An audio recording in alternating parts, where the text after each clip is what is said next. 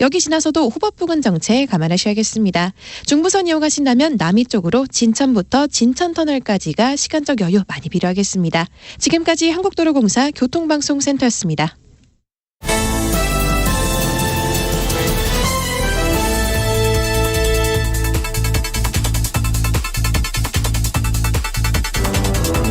주간 뉴스 브리핑. 토요일 주간 뉴스 브리핑은 중앙일보 윤성민 기자와 함께하죠. 윤 기자 어서 오세요. 예, 안녕하세요. 그 이태원 참사 이 사회적 추모 분위기 속에서 정치권도 정쟁을 자제하고 초당적으로 협력하자 이런 분위기였습니다만 정부 책임론 이야기는 처음부터 나왔죠. 예, 그렇습니다. 그 참사 다음 날인 지난 일요일과 월요일 정치권은 정쟁을 삼가하는 모습을 보였습니다. 다만 참사 이틀 만인 화요일부터 야당은 정부의 책임론을 두고 목소리를 높였는데요. 그 계기가 된 게 이상민 행안부 장관의 발언이었습니다. 예, 이 장관이 경찰 인력을 미리 배치해서 해결된 문제가 아니었다라면서 좀 책임을 피하는 듯한 발언을 했는데 이를 계기로 야당은 공세 수위를 높이기 시작했습니다. 화요일 아침에 그 민주당 최고위원회의에서 서영교 최고위원은 책임 회피 발언에 귀를 의심했다라고 비판을 하는 등 민주당에서 비판의 목소리가 계속 커졌습니다. 예. 야당의 공세에 대해서 정진석 국민의힘 비대위원장은 지금은 추궁의 시간이라기보다는 추모의 시간이다라고 하면서 정부 책임론에는 선을 긋는 모습을 보였습니다. 물론 유승민 전 의원 같은 경우에는 이상민 장관의 파면까지 주장하긴 했었지만 국민의힘 내에서는 대체로 정부 책임론까지 번지는 것을 차단하자는 분위기는 있었습니다. 그 지난 2014년의 세월호 참사 그 당시 정치권의 초기 반응과 비교하면 어떻습니까? 당시 기록을 보니까 세월호 참사 때는 정치권이 일주일 정도는 최대한 정치적 공방을 자제하는 분위기가 있었습니다. 기록을 보니까 사고 9일째에서야 유정복 전 안행부 장관이, 당시에는 안행부였죠. 안행부 장관이 세월호 침몰 상황에서도 선거운동을 했다는 논란과 관련해서 여야의 본격적인 정치 공방이 시작됐었습니다. 다만 세월호 사고와 이태원 사고는 1대1로 비교하기가 사실 좀 어렵다고 볼 수 있는데요. 세월호 사고는 한참 동안 구조 작업이 진행됐었고 그렇기 때문에 여당 야당 가릴 것 없이 정부가 구조 작업에 집중할 수 있도록 도와야 하는 상황이었습니다. 그러나 이번은 이미 156명의 사망자가 나온 상황이고 사고가 발생하는 과정에서 정부, 특히 경찰의 문제가 점차 드러나는 상황이어서 야당도 정부 책임론을 제기하지 않기 어려운 상황이라고 볼 수 있습니다. 그러면서 국정조사, 특검, 또 검수완박 이런 얘기들이 정치권에 계속 다 거론되고 있죠? 예. 이거를 좀 차례대로 설명을 해야 되는 문제인데요. 우선 이번 사고에서 경찰의 문제는 어떻게 보면 좀 명확하게 드러났죠. 그렇죠. 사고 발생 약 4시간 전부터 압사당할 것 같다라는 경찰 신고가 들어왔습니다. 그런데도 경찰은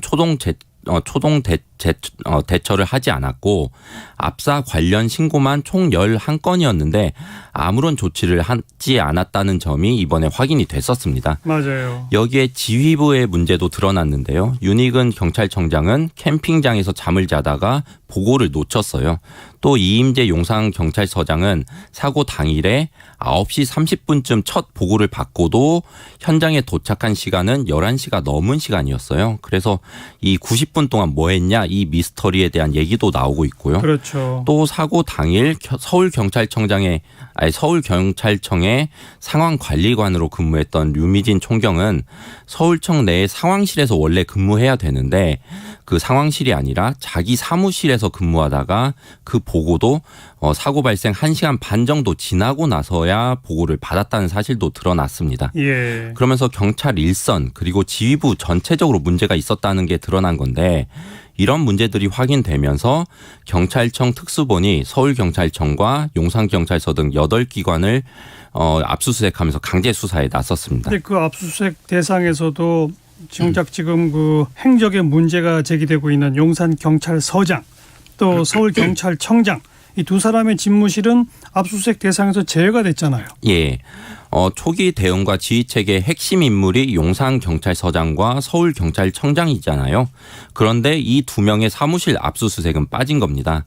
그러면서 경찰이 경찰을 수사하는 셀프 수사에 문제가 있다는 얘기가 나오기 시작한 건데요. 예. 사고 당시 경찰의 무능한 대응을 향한 비판 여론이 커지자 경찰이 강제 수사에 나섰지만 정작 제 식구 감싸기에 나섰다라는 비판이 나오는 것입니다. 예. 그러면서 민주당에서 경찰만 수사하게 내버려 두지 말고 국회가 국정조사를 통해서 제대로 한번 진상을 규명해보자라고 민주당이 주장을 하고 나선 겁니다.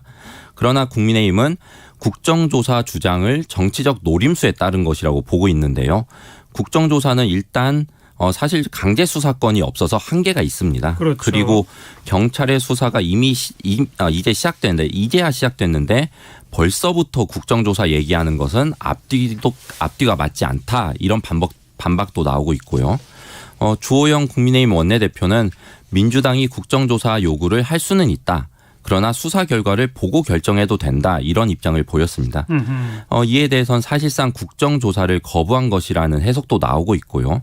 국민의힘은 그러면서 사실 경찰의 셀프 수사는 민주당 때문이다라는 역공을 펼치기 시작했습니다. 왜 민주당 때문이라는 주장이죠? 민주당이 검수완박 법안을 강행 처리하는 바람에 검찰의 수사를 막아놨기 때문이다라는 건데요. 검수완박법, 그 검찰 수사권 완전 박탈법이죠.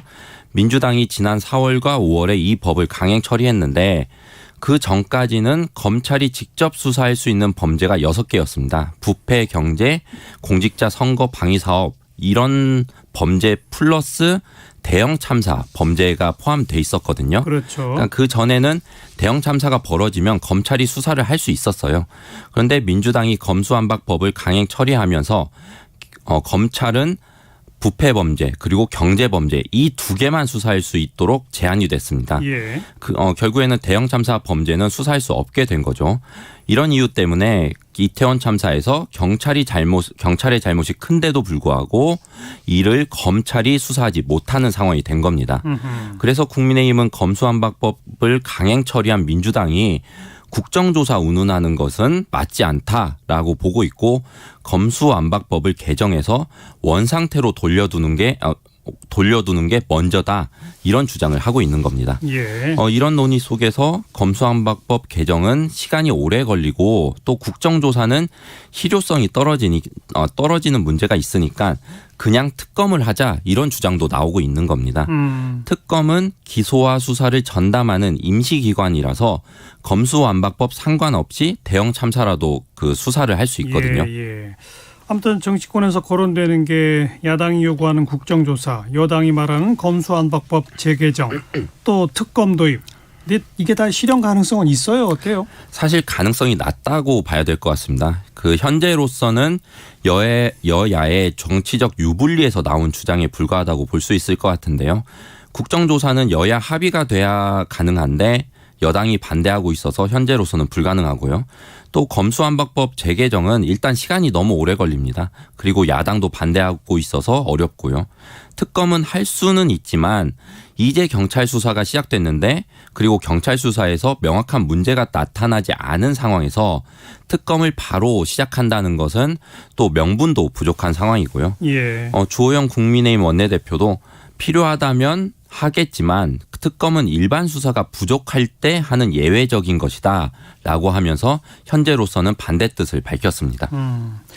윤석열 대통령 어제 사과를 했죠. 처음으로. 뭐라고 밝혔나요?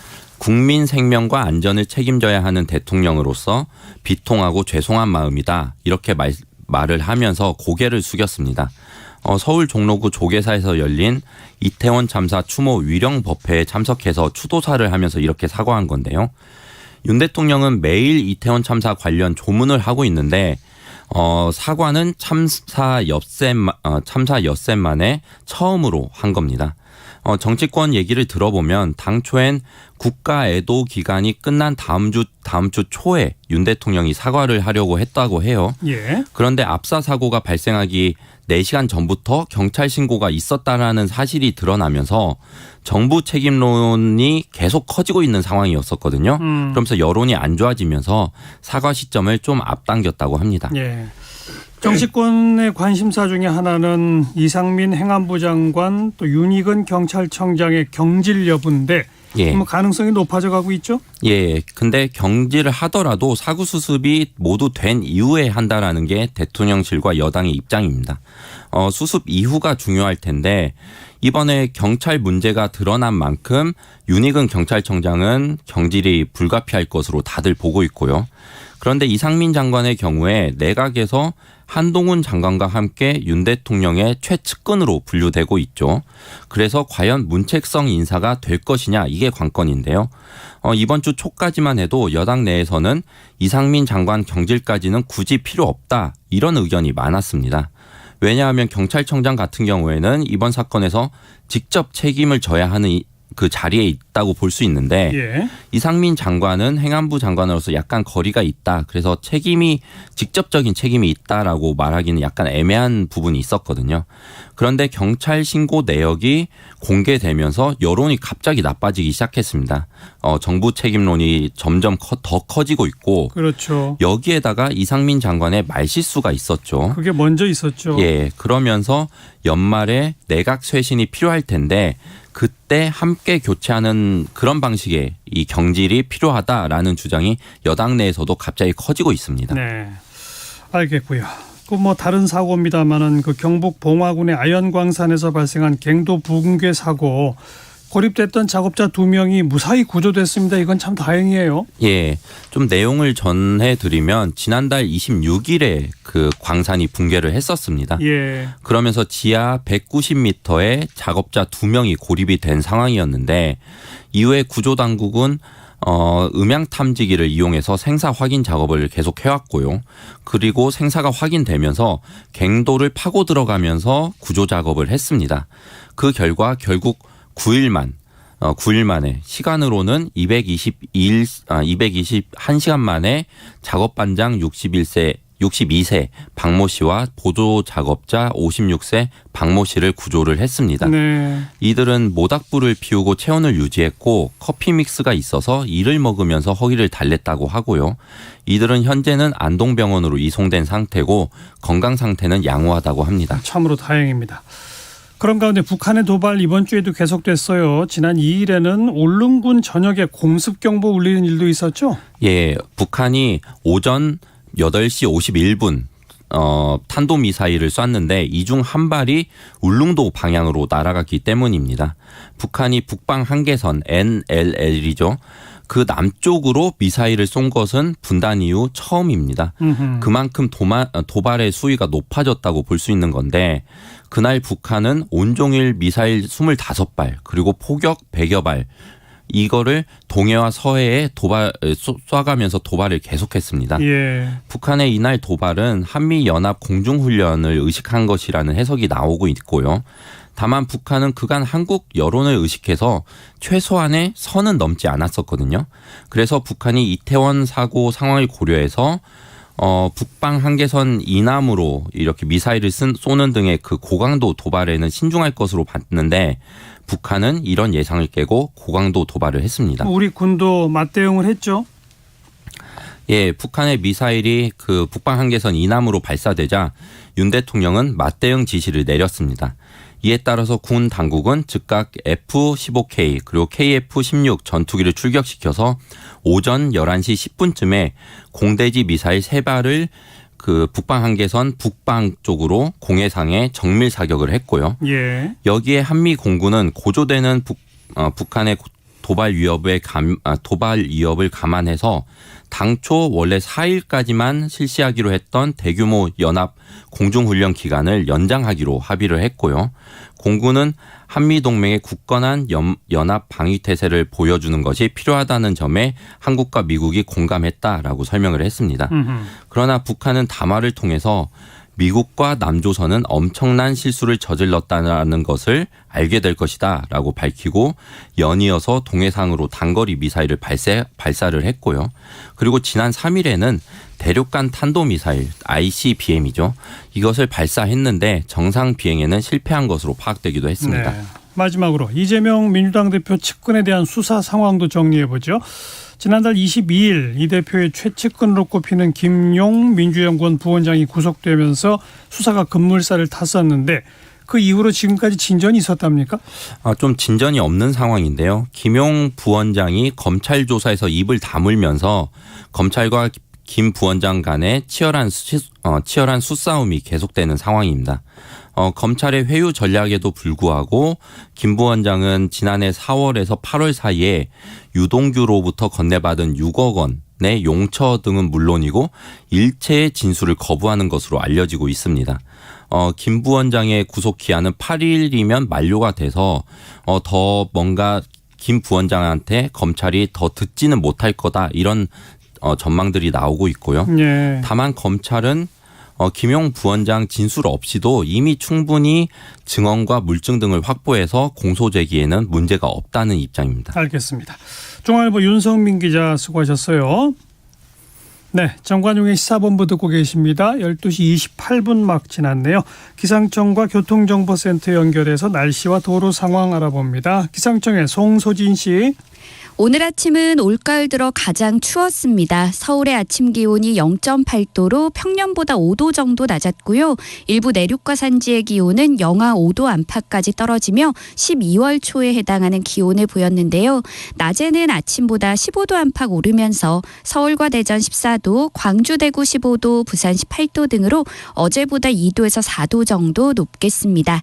하지만 아직은 예년 기온을 밑돌며 서늘하겠고 오늘 큰 일교차를 주의하셔야겠습니다. 일요일인 내일은 아침과 낮 기온 모두 오늘보다 오르면서 내일 낮부터는 추위가 누그러지겠고요. 다음 주는 예년 이맘때 늦가을 날씨가 다시 나타나겠습니다. 오늘 전국이 대체로 맑겠고 공기도 깨끗하겠습니다. 내일도 맑은 날씨가 이어지면서 대기가 더욱 건조해지겠습니다. 지금 강원 영동과 경상도 해안에는 건조주의보도 발효 중이니까요. 불조심하시기 바랍니다. 현재 서울의 기온은 10.9도입니다. 날씨 정보였습니다. 이어서 이 시각 교통 상황을 KBS 교통정보센터 이승미 씨가 전해드립니다. 네, 이 시각 교통 상황입니다. 경부고속도로 부산 방향으로 충청권 교통량이 많습니다. 망향휴게소에서 천안휴게소 부근까지 23km 구간, 또 옥산에서 남이 분기점 사이로 14km 구간 정체입니다. 중부고속도로 남이 방향으로도 충청권의 교통량이 더 많은데요. 진천 나들목에서 진천 터널까지나 서청주에서 남이 분기점 사이 정체되고 있습니다. 중부 내륙고속도로 창원 방향으로는 여주에서 감곡 쪽으로 10km로 정체가 길어졌고요. 문경세제 부근에선 사고 여파로 속도를 못 내고 있습니다. 영동고속도로 강릉 방향으로 신갈에서 양지터널까지 정체고 호법에서 막힙니다. 호법 이후 강릉까지는 원활하고요. 서울 도심 세종대로에는 통제 구간이 있습니다. 집회 관련 준비 작업으로 숭례문 교차로에서 태평 교차로 쪽으로 하위 3개 차로가 부분 통제되고 있습니다. KBS 교통정보센터였습니다.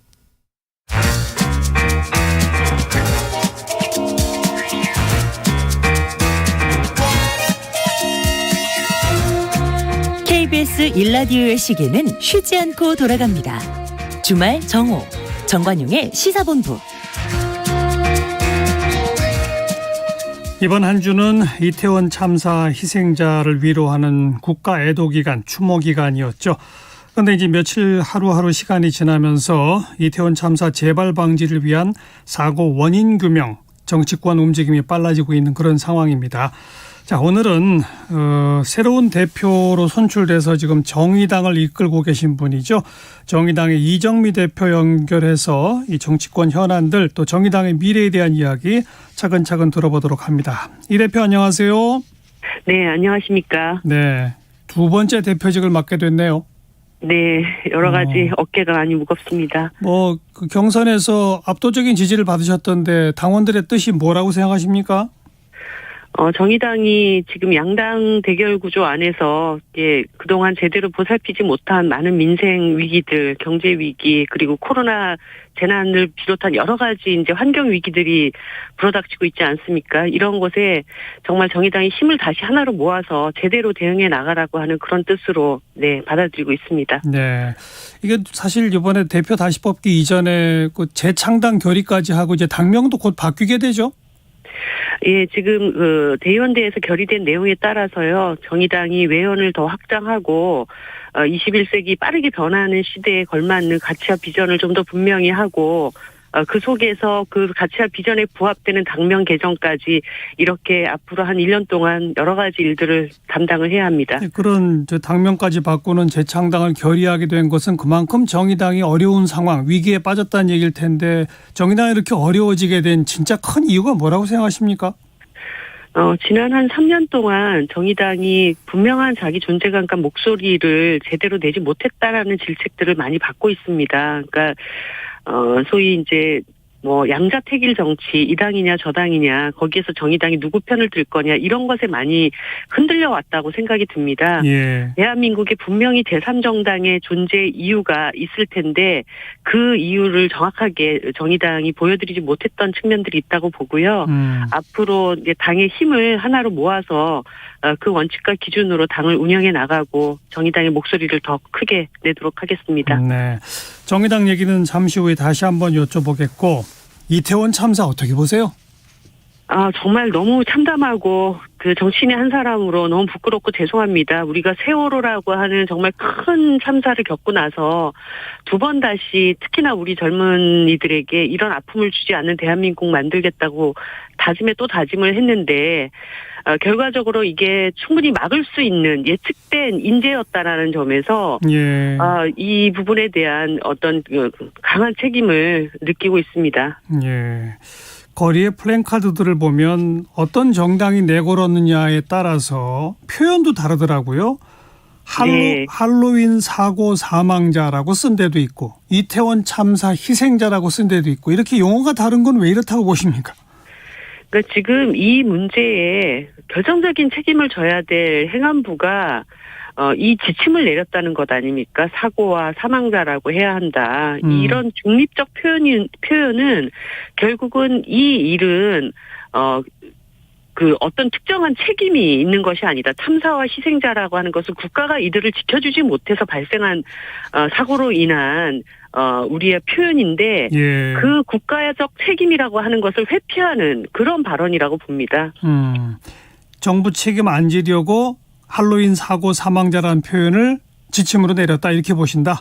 네, 이게 자칫되면은 그러면 그 할로윈 축제에 간 사람들의 책임이냐, 자기 자식들 거기 가는 거 그냥 내버려둔 부모들 책임이냐. 사실 이런 참사 이후에 가장 큰 문제는 피해자들의 빠른 회유, 치유와 회복 그리고 재발 방지로 가야 되는 것 아닙니까? 그러면 그것에 대한 원인이 정확하게 진단이 돼야 되는데 이미 지난 일주일 동안 이것은 이미 예고돼 있었고 시민들의 자발적인 신고도 있었고 그리고 수년 전부터 그 용산구의회 안에서는 이 헬로윈데이의 그 좁은 통로 안에 사람들이 너무 밀집되는 것에 대한 위험 경고들이 계속 있어 왔습니다. 그러면 그것에 대한 대책을 마련하지 않은 정부의 1차적인 책임이 분명하고 그렇다면 참사와 희생자라고 얘기를 하는 것이 너무나 마땅한 일이죠. 이태원 참사 희생자가 맞다 이 말이잖아요. 그렇습니다. 네. 지금 이제 보면 112 신고가 11건, 12건 있었다는 거, 그다음 그 당일날 용산경찰서장 또 서울경찰청장 전체경찰청장 등등의 이 행적과 관련된 또 논란들 용산구청장과 관련된 또 논란들 여러 가지 얘기가 이제 쭉 후속 보도로 나오고 있는데 이정미 대표 보시기에 제일 문제는 어디예요? 결국은 대통령이 이 문제에 대한 전적인 책임을 지시겠다고 얘기를 하는 것부터 출발이 되는 겁니다. 아하. 사실 이제 안전재난에 대한 시스템이 얼마나 허술했던가가 다 드러나게 돼 있지 않습니까? 그러니까 보고체계도 우리들이 볼 때는 상식적으로 납득되지 않는 보고체계와 그 당일날 현장에서 곧바로 나가서 그 진두지해야 할 수장들이 지금 뭐 행적이 묘연했던 문제라든가 예. 이런 부분에 대해서 대통령이 국가 시스템을 이렇게 만들어놨던 것에 대한 책임을 지고 국민들 앞에 공식적인 사과를 해야 되고 예. 제가 이 과정에서 느낀 것은 이제 이 지난 일주일 동안 정부의 어떤 태도로는 더 이상 이것을 어떤 수습하거나 규명할 어떤 자격이 있나 이런 생각을 갖게 되었습니다. 네. 대통령이 어제는 사과 표명을 하긴 했는데 이걸로 부족하다고 보시는 거죠? 사과라는 것은 국민들 앞에 공식적으로 준비된 책임 있는 사과가 돼야 됩니다. 그러니까 이 문제 사태 원인이 어디에 있었고 이 문제를 해결하기 위해서 어떤 노력을 할 것이고 그것에 대한 책임자를 어떻게 다룰 것인지 이것에 대한 분명한 입장이 있어야 되는데 예. 행사장에 가서 그냥 그렇게 사과를 했다는 것을 진심 어린 사과라고 받아들일 수 있는 국민들은 저는 없을 거라고 봅니다. 국민 생명과 안전을 책임져야 하는 대통령으로서 비통하고 죄송한 마음이라고 표현했는데 이게 아니라 정부의 어떤 잘못들에 대해서 공식 사과한다. 어떻게 책임지겠다. 이렇게 얘기가 돼야 되죠. 네, 그러려면 일단 정부가 어떤 잘못을 했는지가 우선 규명이 돼야 되지 않겠습니까? 그렇습니다. 그 점과 관련해서 저희들이 이제 국정조사를 요구를 한 것입니다. 예. 이러려고 입법부가 존재하는 것 아닙니까? 그 정부의 어떤 그 문제를 예. 명확하게 검증하고 어디에서부터 문제를 해결해야 될지 이것을 입법부가 추진하자라고 하는 것이기 때문에 정의당이 요구했고 어저께 이제 민주당도 국정조사를 추진하겠다고 얘기를 했으니 예. 국민의힘도 정부 여당이긴 하지만 국회 일원으로서 그 선출되어진 국민들의 대표자로서 이 국정조사 요구에 답해야 한다고 봅니다. 뭐 국정조사 당연히 필요하다는 여론도 많습니다만 그런데 국정조사는 강제 수사권이 없지 않느냐. 지금 경찰이 대대적인 그 수사본부를 꾸려가지고 막 수사에 착수한 상태인데 지금 국정조사는 좀 너무 빠른 거 아니냐. 경찰 수사 결과가 나온 후에 하는 게 옳은 거 아니냐라는 시각은 어떻게 보세요? 많은 국민들이 경찰 당국은 오히려 수사 대상이라고 보고 있습니다. 물론 경찰 수사는 진행이 돼야 되겠지만 경찰에게만 이 모든 그 진상 규명을 맡겨줄 수 없다라고 하는 것 이것에 뭐 국민들이 호응하시는 거라고 보여지고요. 예. 국정조사가 진행된다고 해서 뭐 주호영 원내대표께서 말씀하시는 것처럼 수사에 방해가 된다. 이거는 어불성설이죠. 국정조사를 통해서 보다 더 분명하고 책임 있는 진상규명이 이루어지고 예.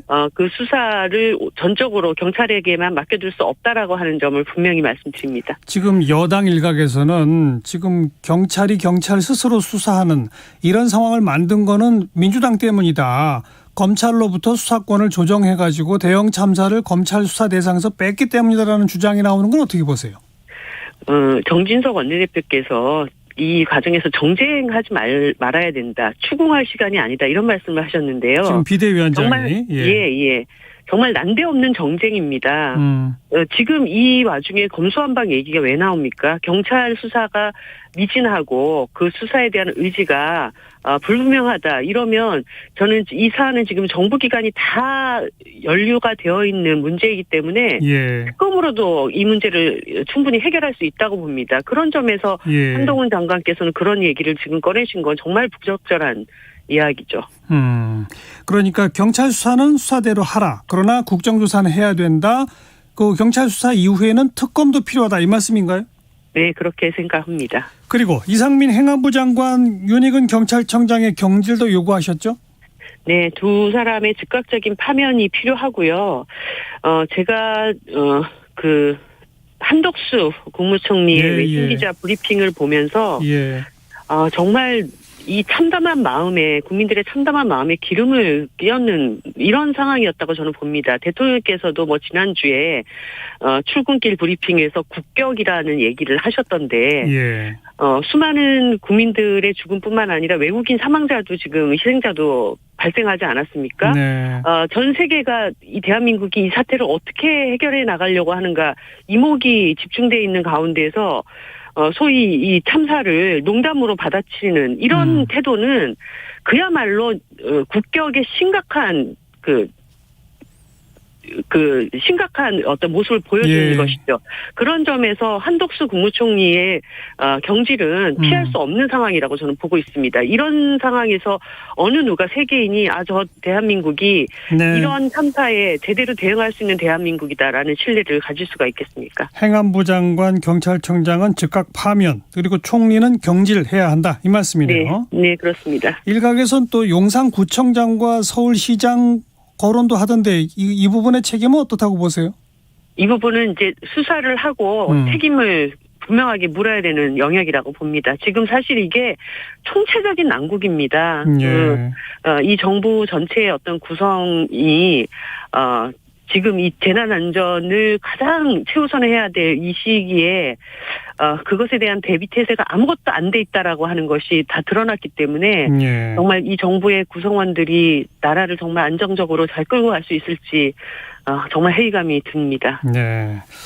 자, 이태원 참사 말씀을 듣고 지금 이제 북한이 연이 이어서 거의 하루도 쉬지 않고 계속된 도발을 하고 있는데 우선 이거 어떻게 보세요?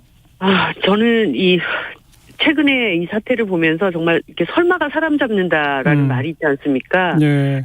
이게 자칫해서 정말 연평도 국지전과 같은 사태로 이어지고. 그러게 말해요. 지금 이미 미국의 전략자산이 이제 한국의 영해 안으로 다 들어온다고 얘기를 하고. 북한이 7차 핵실험까지 가게 되고 이러면 어떻게 될지 모르는 위기감을 상당히 느낍니다. 사실 국민들이 지금 이태원 참사 앞에서 이 부분에 대한 얘기를 안 하고 있어서 그렇지 많은 사람들이 그 위기를 느낄 거라고 봅니다. 그러면 지금에 있어서 가장 대통령께서 하셔야 될 일은 이 한반도 상황을 어떻게 평화적으로 안정적으로 관리할 것인가 이것을 최우선해야 될 때라고 보고요. 그래서 제가 어저께 쌍중단 요구를 빨리 해서 북한과 대화 채널을 빨리 트고. 쌍중단이 뭐죠?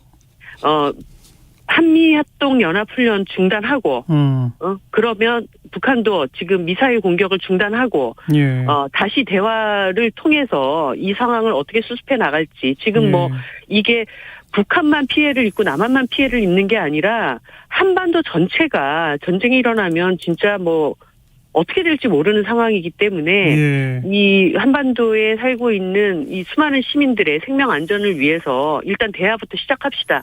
이렇게 하는 것이 지금 대통령이 하셔야 될 일이라고 생각합니다. 한미합동연합훈련을 중단하는 것은 북한 미사일 도발에 굴복하는 것이다라는 시각은 어떻게 보세요?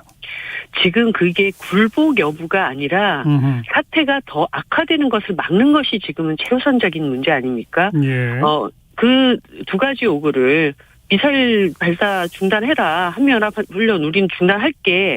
이 이야기를 하는 것 이것이 지금은 이 상황의 악화를 악순환을 막는 유일한 길이다. 저는 그렇게 봅니다. 그런데 오히려 정부와 한미 양국은 지금 북한이 미사일 도발하니까 맞대응으로 우리도 NLL 이북에다가 미사일을 쐈고 한미연합훈련은 기간을 연장하기로 했고 그리고 미국의 전략자산이 매년 한국에 배치되는 그런 이른바 핵 무력화를 위한 연합훈련을 지속하기로 합의하고 이런 모습은 이정미 대표가 생각하는 모습과는 반대네요. 그렇습니다. 이게 이제 강대 강의 악순환이 에스컬레이터를 타는데요. 이게 지금은 북한과 한미합동연합훈련 사이의 문제인 것처럼 되어 있지만 이 악순환이 최고조로 달하게 되면 소위 얘기해서 한반도는 가운데 끼인 친냉전이 벌어지게 됩니다. 북한과 중국, 러시아, 미국과 일본과 그리고 대한민국 이렇게 되게 되면 한마디로 우리 땅 안에서 전 세계적인 어떤 냉전 체제가 다시 확립이 되는 것이기 때문에 저희들이 수년 동안 이 한반도 평화를 위해서 오려고 했던 많은 노력들이 물거품이 되는 것이고 그 피해는 고스란히 한반도 시민들에게 다가오는 문제라고 하는 점을 지적하고 싶습니다. 자, 이제 국내 정치 상황으로 가면 지금 예산 심의도 해야 하고 여야 간에 서로 법 개정 사안들 내놓긴 했습니다만 전국은 거대 양당의 극한 대치로 꽁꽁 얼어붙어 있지 않습니까? 네. 1차적 원인이 어디 있느냐 따지면 민주당 이재명 대표에 대한 수사와 또 기소 여기에 대한 맞불로서의 김건희 여사 특검 이런 등등이 그동안 쭉 있어 왔는데 정의당으로서는 지금 양당의 극한 대치를 어떻게 보고 계세요? 극한 대치가 멈춰야죠. 그러니까 저는 윤석열 대통령께서 국회에서 국정감사가 시작되는 날, 예. 그리고 와서 이제 시정연설을 하는 날, 네. 이날 굉장히 뭐라고 해야 될까요? 누가 보기에도 좀 의도적인 제1야당 압수수색이 이제 두 차례가 벌어지면서 국회가 마비되는 상황들이 이제 벌어졌는데요. 예. 국회를 책임지고 있는 그 공당의 입장에서는 이렇게 되면 결국 윤석열 정부가 노리는 게 뭘까? 사실 국회는 행정부를 감시하고 견제하는 역할을 해야 되지 않습니까? 그런데 국회가 마비되면 결국 행정부가 자기 하고 싶은 대로 다 그렇게 흘러가게 내버려 두는 꼴이 되는 것입니다. 그래서 무슨 일이 있어도 국회의 기능은 어떤 정쟁이 있다 하더라도 정상적으로 굴러가야 된다. 지금 특히나 IMF 이후에 최대의 어떤 경제 위기가 불어닥칠 거라고 하는 예견이 되어 있고, 레고랜드 사태 이후에 지방의 중소기업들 지금 아우성이지 않습니까? 이런 것들이 무너지게 되면 사실 상당수의 그 노동자들이 해고 위협에도 처하게 됩니다. 이런 문제보다 저는 더 중요한 게 어딨냐, 지금 정말로 좀 무엇이 중요하냐, 이런 말씀 드리고 싶습니다. 그런데 아무튼 윤석열 정부가 국회를 기능을 마비시키고 그냥 그 행정부 하고 싶은 대로 하자는 전략으로 나오면 정의당이나 민주당 입장에서 무슨 대응할 방법이 없는 거 아닙니까? 네, 그렇게 돼서는 안 되기 때문에 제가 이제 지금은 이태원 참사 국면 때문에 이것이 수면 위에 올라와 있지 않지만 민주당이 이 문제를 특검으로 맞대응하는 것에 대해서도 그러면 결국 특검 공방으로 또 날새고 그 특검이 국민의힘에게 지금 국정조사도 지금 이게 제대로 합의가 안 되고 있는 상황인데 이런 그 특검을 하냐 마냐 이렇게 되면서 또 국회가 마비되는 상황에 대해서는 굉장한 우려를 표명을 했고요. 지금은 국회 안에서 여러 가지 민생위기, 재난위기 이것에 대해서 노력해가는 모습을 가지면서 또 정치권 안에서의 문제는 각 정당 안에서 해결해 나가는 그런 모습을 보였으면 합니다. 그러니까 이재명 대표에 대한 검찰 수사 이거를 특검에게 맡기고 민생에 집중하자는 민주당의 주장은 말이 안 된다? 그 특검 자체를 어떻게 구성할 거냐를 가지고 그 문턱을 넘어가기가 어렵지 않습니까? 그리고 그 특검을 예를 들어서 민주당 단독으로 밀어붙여서 구성을 한다고 한들 그것이 제대로 기능을 하겠냐 이런 것이죠. 네. 그러면 그냥 검찰 수사는 수사대로 가도록 하되 민주당은 민생 문제 논의를 위해 국회에 와서 적극적으로 협조해라 이 말씀이네요. 결국은. 그러니까 결국은 이 사태에 대해서 사법부가 최종적인 판단을 하겠지만 마지막에 거의 가겠죠. 국민들이 이 사건이 정말 무리한 강압수사였냐, 사정선고 속에서 벌어지는 것이냐 아니냐에 대한 판단은 다 하실 거라고 봅니다. 지금 어쨌든 이재명 대표의 측근들이 구속 수사가 됐고 여러 가지 의혹이 터져 나오고 있는 그런 상태에서 그 부분에 대한 해명은 어떤 방식으로든지 나와야 되죠. 지금 이재명 대표는 그 대통령을 향해서 거듭 대화를 제의했는데 청와대 대통령실은 계속 거부하고 있습니다. 이건 어떻게 해야 한다고 보세요? 전쟁 중에도 적장끼리는 만나는 법입니다. 저는 대통령과 제1야당뿐만 아니라 특히나 지금 이 심각한 위기, 전쟁 위기 앞에서 대통령께서 여야 대표들을 하고 한자리에서 어떻게 평화적인 어떤 한반도를 관리할 것인지 예를 들어서 특사를 보낼 수도 있고 이런 여러 가지 것들을 진중하게 논의하는 그럴 때이다라고 봅니다. 알겠습니다. 자, 정의당 얘기로 가서 이제 대표로서 정의당의 재창당을 위해 제일 먼저 해야 할 과제 뭐라고 꼽으시겠습니까? 일단은 정의당이 왜 우리 사회에 꼭 필요한가에 대한 존재 이유를 명확하게 보여드려야 됩니다. 지금 이태원 참사뿐만 아니라 SPL 사고가 같이 이 작업 현장에서 계속 사람들이 죽어가고 있지 않습니까? 다행히 오늘 광산 매몰 노동자들 두 분은 잘 구조가 되어서 너무나 다행입니다만 이 생명 안전 사회로 가는 길에 정의당이 가장 앞장서서 자기 목소리를 잘 내면서 정의당 내부도 우리가 가야 될 길에 대한 합의와 원칙을 가지고 당을 다시 잘 묶어 세우고 그리고 소위 양당 구조로는 안 된다고 생각하는 알겠습니다. 제3의 지대 안에 있는 분들을 잘 함께 하도록 하겠습니다. 네, 그나마 우리 정당사에 정의당이란 이름이 그나마 오래 지속돼 왔는데 논의 끝에 당명을 안 바꿀 가능성도 있는 겁니까? 어떻습니까? 이것은 최종적으로 대의원대에서 이제 결정을 하는 것이니까요. 예. 우리가 가는 길에 부합되는 방향에서 잘 결정하도록 하겠습니다. 그러니까 반드시 당명을 바꿔야만 하는 그건 아닌 거죠? 안 바꿀 가능성도 있긴 한 거죠? 새로운 당명이 저는 뭐 필요하다고 생각을 합니다. 그것에 대해서 어떤 당명일지에 대한 논의들을 잘 해나가도록 하겠습니다. 알겠습니다. 여기까지 들을게요. 고맙습니다. 네, 감사합니다. 정의당 이정미 대표께 들어봤습니다. 자, 마리안느 페이스볼이 부르는 As Tears Go By 함께 듣고요. 저는 1시 2부에 다시 옵니다.